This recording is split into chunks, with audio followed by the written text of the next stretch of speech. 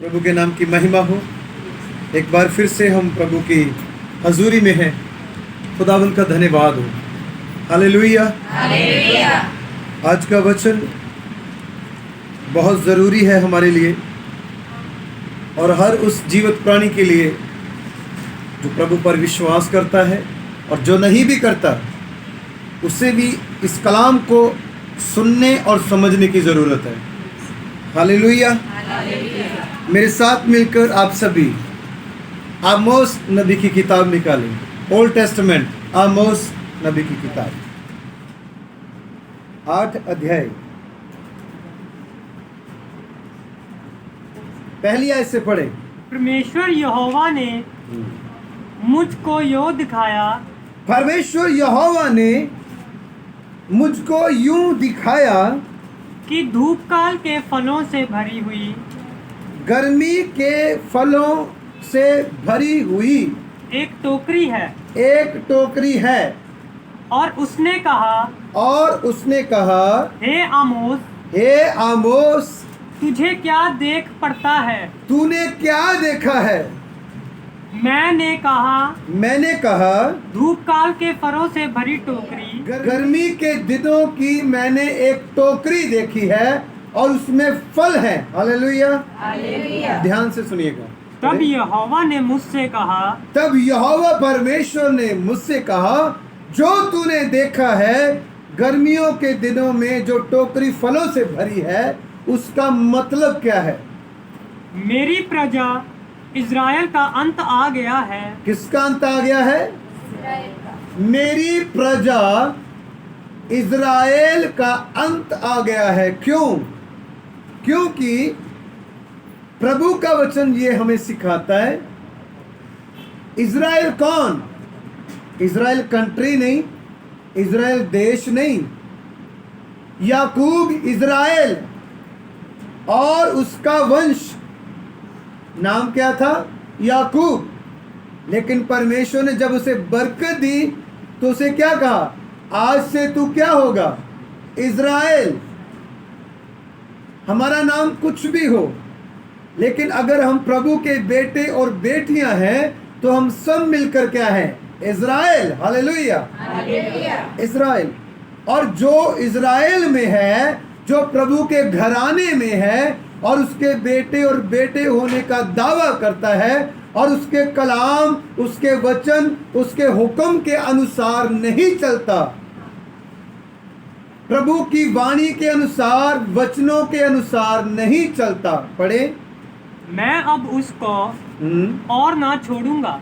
मैं अब उसको और ना छोड़ूंगा। क्यों? परमेश्वर यहोवा की वाणी है। परमेश्वर यहोवा की ये वाणी और वचन है कि उस दिन राज मंदिर के गीत हाहाकार में बदल जाएंगे। हाहाकार में बदल जाएंगे। हाँ, भवन में बैठे हुए लोग जो खुशी से गीत गाते हैं, भजन गाते हैं, एक दिन वो भी हाहाकार में, महाकलेश में, तबाही में, समस्या में, दुखों में होंगे। पढ़े। और लोथों का बड़ा ढेर लगेगा। किसका ढेर लगेगा? लोथों का। शवों का। बहुत सारी डेड बॉडीज का ढेर लगेगा। ये नहीं कहा एक होगी, 2 होगी, ये लिखा है ढेर लगेगा। क्या लगेगा? क्या सुन रहे हो आप? क्या सुन रहे हो आप? शवों का क्या लगेगा? ढेर लगेगा। मौत पर मौत होगी। तुम देखोगे और तुम सोचोगे मैं ठीक हूं, मैं तंदुरुस्त हूं, मुझे कोई बीमारी नहीं, लेकिन 1 या 2 दिन में आपके सामने मौत हो जाएगी। ये कुछ भी नहीं, इससे भी अधिक महामारी और ज्यादा डेंजरस समस्या के दिनों में आप जाने वाले हो। आप ही नहीं, पूरी दुनिया जाने वाली है। क्यों? क्योंकि हर एक चीज को हम एक्सेप्ट कर रहे हैं। डिजिटल इंडिया बनेगा, हम एक्सेप्ट कर रहे हैं। हमारे पास डिजिटल हर चीज है, मोबाइल्स हैं, हर चीज है, नेटवर्क आ चुके हैं, और उससे भी और स्ट्रॉन्ग किया जा रहा है। हर चीज को हम एक्सेप्ट कर रहे हैं। पहले गाड़ियां नहीं थी, साइकिल्स थे, उसको छोड़कर गाड़ियों में आ गए। हर चीज को एक्सेप्ट कर रहे हो आप, नए नए फैशन को एक्सेप्ट कर रहे हो, नई नई भाषाओं को एक्सेप्ट कर रहे हो, अपनी लाइफ को आप अपडेट कर रहे हो। राइट है, लेकिन परमेश्वर के वचन के मुताबिक अपनी लाइफ को पहले भी नहीं जिया, आज भी नहीं जी रहे हो, आगे जाकर क्या होगा? जब भी परमेश्वर के वचन का अपमान हुआ, जब परमेश्वर का वचन तोड़ा गया, तब लाशों के ढेर लगे हैं। परमेश्वर ने इजरायलियों को हुक्म दिया था, मेरे सन्मुख, मेरे सामने तुम्हारे लिए कोई दूसरा देवी देवता ना हो, कोई उकरी हुई मूर्त सूरत ना हो। मूसा पहाड़ के ऊपर है, 40 दिन 40 रात फास्टिंग में नहीं है। पहाड़ के ऊपर क्या है? ना तो पानी है, ना रोटी है, और प्रभु की हजूरी में, प्रभु के आनंद में, प्रभु की प्रेजेंस में उसे पता ही नहीं चला कब 40 दिन 40 रात बीत गए। वो ये सोचकर ऊपर नहीं गया था, मैं 40 दिन 40 रात ऊपर रहूंगा और फास्टिंग करके वापस आऊंगा। नहीं, कहीं पे भी नहीं। प्रभु की हजूरी में, उसके आनंद में, उसकी प्रेजेंस में उसे पता ही नहीं चला। वो प्रभु से बातें कर रहा है, प्रभु के सामने है वो, और वो प्रभु से हुक्म वचन लेकर नीचे आ रहा है, और नीचे आकर क्या देख रहा है? लोग क्या कर रहे हैं? एक बछड़ा बनाकर उसकी पूजा कर रहे हैं। तब क्या हुआ? उसी वक्त क्या हुआ? प्रभु के दास ने कहा, अभी भी जो अपनी गलती को मानते हैं और प्रभु की ओर आना चाहते हो आ जाएं। और जितने आए वो बच गए, और जितने बाकी थे उन सभी को जीते जी धरती खुल गई, और वो धरती में अंदर चले गए, फिर से बंद हो गई। शवों के ढेर लगते रहे, और जितनों ने नाफरमानी की, प्रभु के हुक्म को, वचन को तोड़ा, उनमें से एक भी कनान देश में, वायदे के देश में नहीं गया। प्रभु का वचन कहता है, वायदे के देश में जाते हुए जो हमें वायदा मिला, आराम में एंटर होने का जो हमें वायदा मिला, उस वायदे के होते हुए भी अगर तुम में से कोई भी ऐसा ना हो जो रहा हुआ मालूम हो। इसलिए आओ, आज अवसर है हम प्रभु के वचन को पूरा करें। अगर मैं अभी कहूं बैठकर प्रार्थना करो, आप में से बहुत सारे लोग 2 या 3 मिनट तक प्रार्थना कर पाएंगे, उसके बाद उनके शब्द बंद हो जाएंगे, वो प्रार्थना भी नहीं करेंगे, सिर्फ एक दूसरे को देखकर सिर्फ बैठे रहेंगे, प्रार्थना नहीं कर पाएंगे। क्यों? क्योंकि कभी प्रार्थना की ही नहीं। मैं कहता हूं वचन पढ़ो, क्यों नहीं पढ़ पा रहे हो? पास्टर जी मैं वचन नहीं पढ़ पा रही हूँ, वचन पढ़ने में मन नहीं लग रहा है, मैं वचन पढ़ने के लिए कोशिश करती हूँ लेकिन हो नहीं पा रहा। क्यों? क्योंकि कभी पढ़ने की कोशिश नहीं, प्रार्थना में मन नहीं लग रहा क्योंकि कभी प्रार्थना करने की कोशिश। और जब तुम समस्या में होते हो, प्रार्थना करते हो, तब आपकी एक और प्रॉब्लम होती है, मैंने बहुत प्रार्थना की लेकिन मेरी प्रार्थना नहीं सुनी। अगर तुम्हारा संबंध प्रभु से है, अगर तुम सच में प्रभु की बेटी और बेटियां हो, उसके बच्चे हो, उसकी संतान हो, तो तुम प्रतिदिन, एक सच्चा मसीही प्रतिदिन प्रार्थना करता है, एक सच्चा मसीही प्रतिदिन वचन को मनन करता है, एक सच्चा मसीही प्रतिदिन अपने शब्दों की रखवाली करता है, क्या मैं बोल रहा हूं।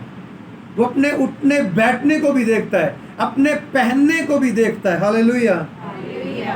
एक सच्चा मसीह, क्योंकि उसे पता है मैं किसकी संतान हूं। उस जीवित है परमेश्वर की। हालेलुया। और गर्मियों के दिनों की ये तस्वीर जो देख रहा है, गर्मियों के दिनों में फल एक टोकरी में है और ज़्यादा दिन सलामत नहीं रह सकते। कितने दिन सलामत नहीं रह सकते? हाँ। और अगर ये मौसम थोड़ा कूल मौसम होता तब कुछ दिनों तक सलामत, लंबे समय तक सलामत रह सकते। आपको पता है बहुत सारी चीज़ें जो मौसम के अनुसार आपको नहीं मिलती, वो कहाँ से आती है? वो कोल्ड स्टोरों से आती है। कहाँ से आती है? वो फ्रेश नहीं होती। वैसे स्टोर में कोल्ड स्टोर से कहा जाता है, उसमें स्टोर की जाती है। क्यों? कि वहाँ पे वो सुरक्षित रह सके। और ये कौन सी टोकरी देख रहे? गर्मियों के समय की, धूप काल के, धूप जब पड़ती है पूरी, धूप काल के समय की टोकरी देख रहा है। और ये फल सलामत नहीं रहेंगे। इसीलिए खुदा ने कहा मेरी प्रजा इस्राएल का अंत निकट है। और ये किनका होगा? किनका होगा? जो वचन को मनन नहीं करते, हुक्म को मनन नहीं करते, आज्ञाकारी में नहीं चलते। वो और उनका घराना, उनके ऊपर महामारी आ सकती है, लेकिन प्रभु के लोगों के ऊपर महामारी कभी नहीं आ सकती। हालेलुया। हालेलुया। परमेश्वर यहोवा की वाणी है, परमेश्वर यहोवा का वचन है कि उस दिन राज मंदिर के गीत, उस दिन राज्य मंदिर के गीत हाहाकार में बदल जाएंगे। हैकल के गीत हाहाकार में बदल जाएंगे। क्यों? क्योंकि हैकल में आने वाले भी बहुत सारे ऐसे लोग होंगे जो आते तो रहेंगे, लेकिन ना तो वचन पे चलेंगे, ना प्रार्थना करेंगे, ना यहोवा परमेश्वर के भय में चलेंगे। और उन पर वो महामारी आएगी। तब वो क्या कहेंगे? हम तो चर्च में जाते थे, हम तो वचन सुनते थे, हम तो कभी भी हमने चर्च छोड़ा नहीं। लेकिन उस दिन खुदावंद आपको भी ये कहेगा मैं तुम्हें नहीं जानता। अगर खुदा के दास लोग, अगर वो सेवकाई में अपनी इच्छा, अपनी लालसा से, अपनी अभिलाषाओं से सेवा करते हुए अपनी जरूरतों में अपना जीवन व्यतीत करेंगे और एक दिन वो कहेंगे प्रभु तेरा नाम लेकर हमने बीमारों को चंगा किया, तेरा नाम लेकर हमने भविष्यवाणियां की। कोई बुरा काम नहीं किया बीमारों को चंगा करके, लेकिन उनसे भी खुदा कह देगा, सेवकों को, दास लोगों को भी कह देगा मैं तुम्हें नहीं जानता। किसे जानता है खुदा? वो सच्चा मसीही जो प्रतिदिन क्या करता है? प्रार्थना करता है। हालेलुया। हालेलुया। जो प्रतिदिन प्रार्थना करता है। 26 की जो बड़ी मीटिंग लास्ट टाइम मैंने प्रीच किया, आपने प्रतिदिन पश्चाताप को अपनी लाइफ में रखना है। जैसे ही अपने घुटनों पर आते हो आपने पश्चाताप करना है, प्रभु इन दिनों में आप मुझे क्षमा करें। मैं अपने गुनाहों को, उन शब्दों को जो मैंने आज तक बोले और जो मैंने थिंक किया, सोचा, जो मेरे देखने के द्वारा, मेरे कर्मों के द्वारा, खुदावंद मुझे क्षमा करें। और मैं कहता हूँ अगर आप बच गए तो आपके साथ आपका घराना बचेगा। हालेलुया। हालेलुया। धर्मी कौन था? नूह धर्मी था। परिवार के विषय में नहीं लिखा, सिर्फ कौन धर्मी था? नूह धर्मी था और उसके साथ उसका पूरा घराना भी। हालेलुया। हालेलुया। हालेलुया। दुनिया धर्मी नहीं थी, खुदावंद यीशु धर्मी था। उसके द्वारा हम सभी बच चुके हैं। Hallelujah. Hallelujah. Hallelujah. Hallelujah. Hallelujah. Hallelujah. Hallelujah. मेरे पीछे पीछे बोलेंगे सभी जन। जो पाप को नहीं जानता था, जो पाप को नहीं जानता था, खुदावंद यीशु वो मेरे लिए पाप बन गया, पाप को अपने ऊपर ले लिया। अब मैं कह सकता हूँ यीशु में, यीशु में, यीशु के लिए अब मैं धार्मिकता हूँ। मेरा जीवन धार्मिकता का है, मेरी लाइफ धार्मिकता की है, क्योंकि उसने अपने कीमती लहू से मुझे शुद्ध किया है। Hallelujah, hallelujah. जब जब खुदा के कलाम को तोड़ा जाएगा, खुदा के कलाम को, उसके वचन को तोड़ना ही पाप है, तब तब शवों के ढेर लगेंगे। और आज यही हो रहा है। मैं नहीं कहता ये कोरोना की वजह से हो रहा है, मैं नहीं कहता ये 5G के वजह से हो रहा है, मैं नहीं कहता ये कोई नया एक्सपेरिमेंट हो रहा है, मैं नहीं कहता ये किसी तरह की कोई दवा की वजह से हो रहा है। मैं तो कहता हूँ ये सिर्फ और सिर्फ प्रभु के वचन को तोड़ने की वजह से हो रहा है। क्योंकि आपने सुना और देखा होगा, काफी समय से खुदा के दास लोगों को सताया जा रहा है, चर्चों में प्रॉब्लम्स क्रिएट की जा रही है, खुदा के संत लोगों को परेशान किया जा रहा है। न्याय उसके हाथ में, उसके दास के खिलाफ, उसके वचनों के खिलाफ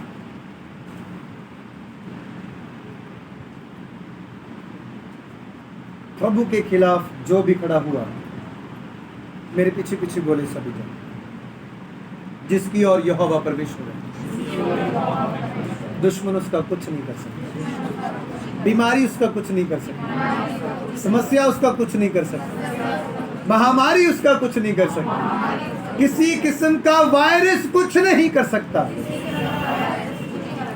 हालेलुया, हालेलुया। बोलो, हम यीशु के लहू से आशीषित हैं।